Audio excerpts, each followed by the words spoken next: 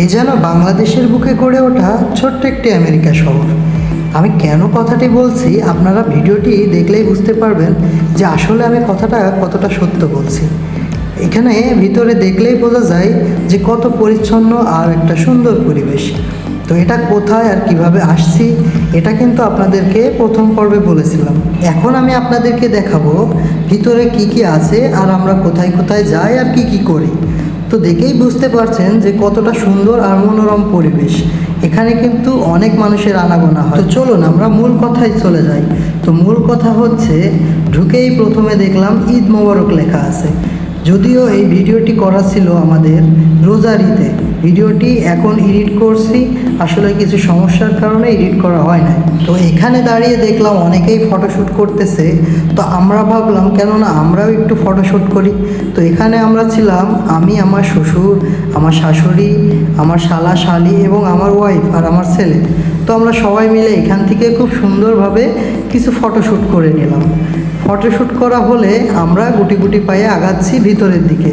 তো ভিতরের পরিবেশটা আরও বেশি সুন্দর মনে হচ্ছে আমাদের কাছে। তো এখানে দেখতেই পাচ্ছেন কি সুন্দর করে ঈদ মোবারক লেখা আছে। তো আসলেই কিন্তু ভালো লাগার মতো জায়গাটা।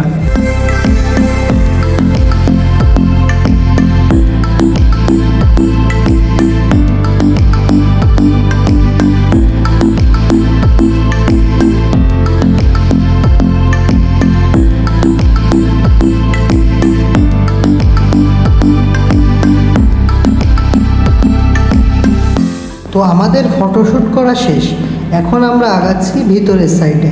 তো দেখব ভিতরে আসলে কি কি আছে। যদিও আমার শ্বশুর এখানে কয়েকবার আসছে, কিন্তু আমরা প্রথমবার আসছি। আর আমার শ্বশুরই কিন্তু আমাকে এখানে নিয়ে আসছে। আমাকে বলছিল যে এটা নাকি অনেক সুন্দর একটি জায়গা আর অনেক একটি ভালো একটি পরিবেশ আছে এখানে। তো আসলে এখানে আসার পরে আমাদের সারাদিনের ক্লান্তি যেন দূর হয়ে গেল। যদিও এখানে আসতে আমাদের প্রায় 1 ঘন্টা সময় লেগেছে, তো সমস্যা নাই, রাস্তার মাঝখানেও কিন্তু আমরা অনেক বিনোদন নিয়েছিলাম, যেটা আপনাদেরকে প্রথম ভিডিওতে দেখানো হয়েছে। আমি আমার ছেলেটাকে নিয়ে কিছুটা সময় পার করলাম, আর ওরা ওইদিকে ওদের মতো করে ঘোরাঘুরি করতেছে। তো চলুন দেখে আসি ওরা কি করতেছে।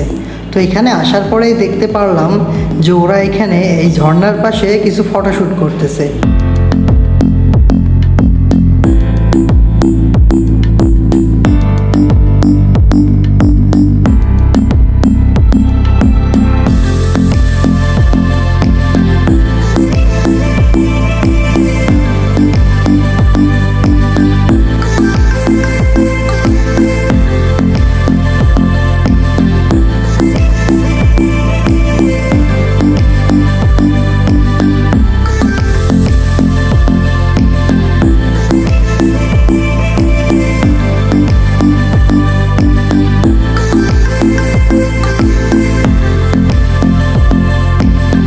তো এখানে ওদের সাথে আমরাও কিছু ফটোশ্যুট করে নিলাম, আর আমার ছেলেকেও অনেক সুন্দর সুন্দর কয়েকটা ছবি তুলে নিলাম।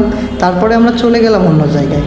তো এখানে আসার পরে এই যে এই রেস খেলাটা অনেক বেশি মজা লাগছিল। আমার ছেলে এটাতে ওঠার জন্য অনেক বেশি বায়না শুরু করলো, কিন্তু কিছু করার নাই। আসলে এটা অ্যাডাল্ট ছাড়া কোনো বাচ্চাদের এখানে অ্যালাউ না, ঠিক আছে? তো কি আর করা যাবে, যেহেতু ছোট বাচ্চাদের এটাতে ওঠার নিয়ম নাই, সেজন্য আর ওর স্বপ্নটা পূরণ করতে পারলাম না। অনেক বেশি কষ্ট লাগছিল ওর কান্নাগুলো দেখে।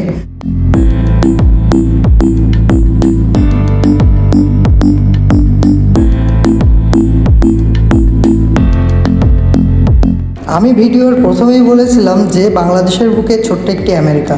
তো এখন যে পরিবেশটা আপনারা দেখতে পাচ্ছেন এটা কিন্তু কিছুটা আমেরিকার মতোই পরিবেশ, অনেক পরিচ্ছন্ন একটা পরিবেশ, আর মানুষের কোলাহল, অনেক মানুষ, দেখতেই পাচ্ছেন যে কত মানুষ এখানে আসছে। তো দ্বিতীয় পর্ব এখানেই শেষ করলাম, দেখা হবে তৃতীয় পর্বে। আর তৃতীয় পর্বে দেখার মতো কিন্তু অনেক কিছু আছে, মানে আসল ভিডিও বলতে গেলেই তৃতীয় পর্বটা।